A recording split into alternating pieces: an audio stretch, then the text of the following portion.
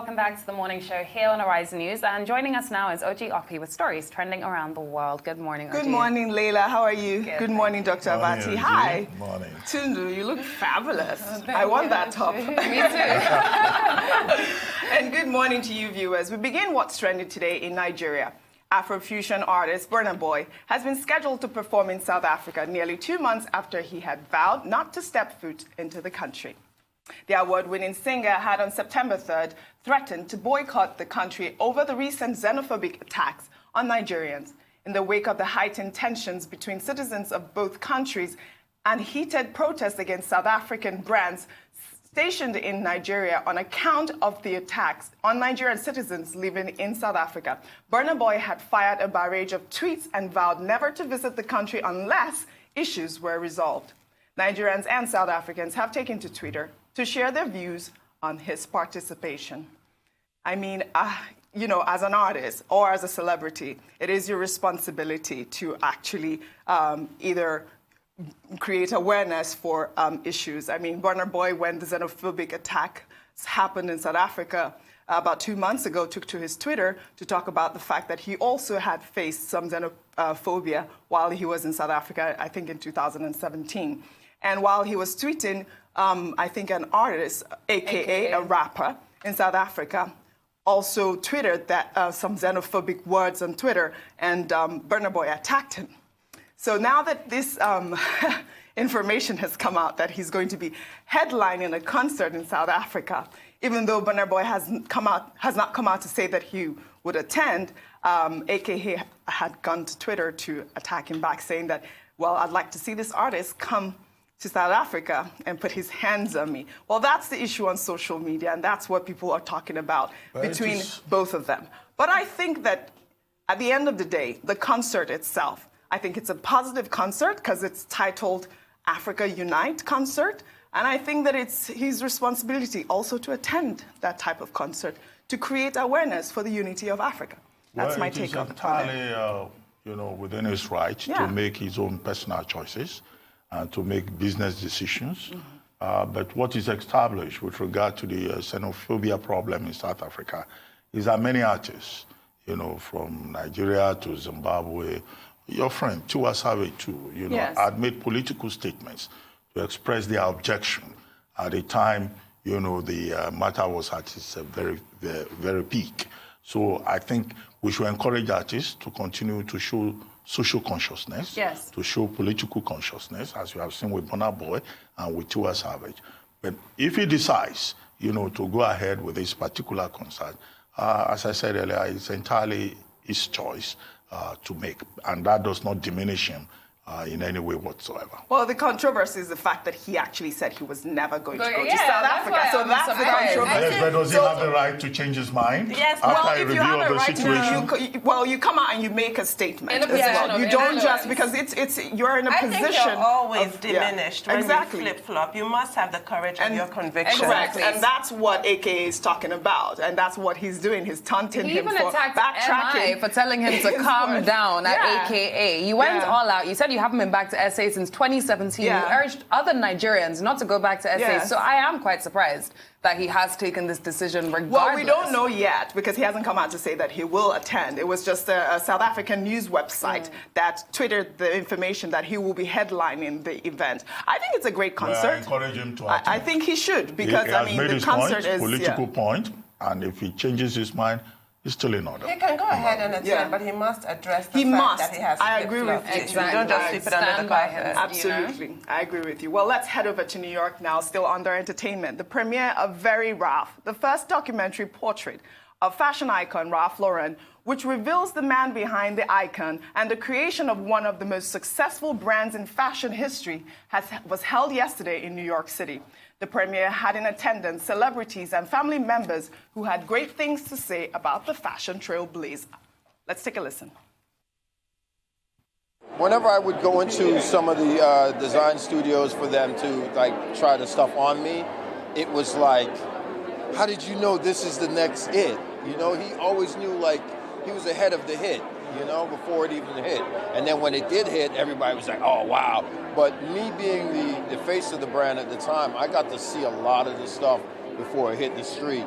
So I was able to keep some of it and go home with it. So if I was walking through Harlem one day and I had on a shirt that hadn't been out yet, but this is like before Instagram, thank God, people would be like, yo, where can I get that one? I'd be like, well, it's a sample. It's not coming out just yet. So I would have it like 6 months before it came out. So it was really a good era, and he just knew what we wanted. You know, I think that he's a very true to himself man and a designer who, you know, has set a standard for people to, you know, to feel good about living the American dream and, you know, really build something that they love for themselves, not just to do it to have a name out there. I think he's very authentic. He has really built his entire empire on this idea anyone can enter the American dream. It was a big deal to have two people of color be in a worldwide ad campaign. He took lifestyle and made it host style. It's sort of performance art in which you can participate. He channels all these dreams about America uncritically into his work. I think sometimes he can't quite believe that it's happened. And sometimes he's still that little boy, not quite believing that I am Ralph Lauren. Ralph Lauren, a complete legend in the fashion industry. Absolutely. I mean, this is closer to his 50th anniversary, and that's why he's decided to come out with the documentary. I believe the director was given like footage, decades of footage for her to go through, and you know, he's always also been very conscious about his private life, Mr. Ralph Lauren. So I don't know what else this documentary will come out with, but I think it covers just a lot of interviews by legendary icons like you saw. Fashion model, supermodel Naomi Campbell, as well as Anna Wintour. So, I mean, I am looking forward to seeing this documentary and seeing what it takes to become an icon like Ralph Lauren. I mean, he's done, yes. I mean, he's done so many things. You know, he has a restaurant. His name is on Ty's suit. I bet I've seen you in a couple of his suits. Dr. Abati, do you own one of Ralph Lauren's? All right, well, more on the entertainment. Wendell Pierce, the actor who stars as Meghan Markle's father on the hit show Suits, says the Duchess of Sussex is a wonderful actor and should return to acting.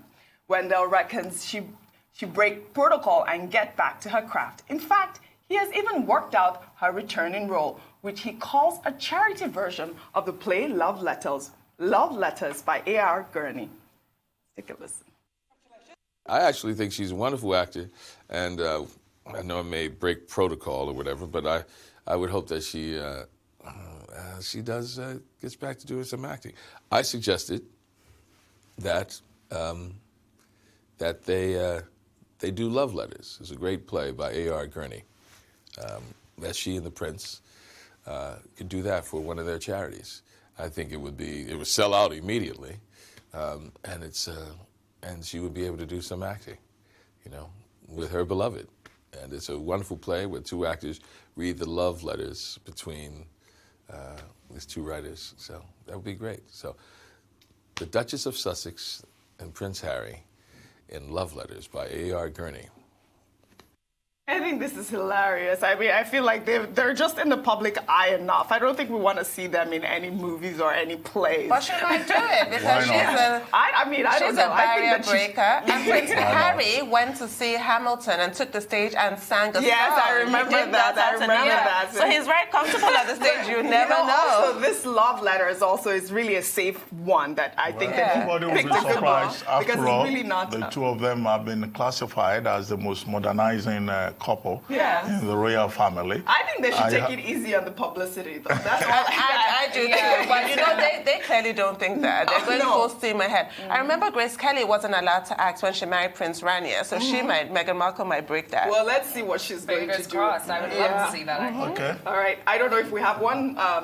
I don't know if we have time for this last story, but let's take this one. Facebook CEO Mark Zuckerberg appeared on Capitol Hill yesterday to testify about Libra, a new cryptocurrency co-founded by his social media platform. Lawmakers pressed Zuckerberg on a range of other topics, including fact-checking, political ads, election security, and misinformation. And his inability to answer accurately has everyone talking on social media.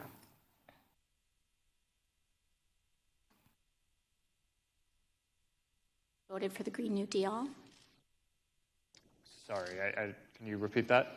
Would I be able to run advertisements on Facebook targeting Republicans in primaries saying that they voted for the Green New Deal? I mean, if you're not fact-checking political advertisements, I'm just trying to understand the bounds here. What's fair game? I don't know the answer to that off the top of my head. I think so. Probably. You don't know if I'll be able to do that. I think probably.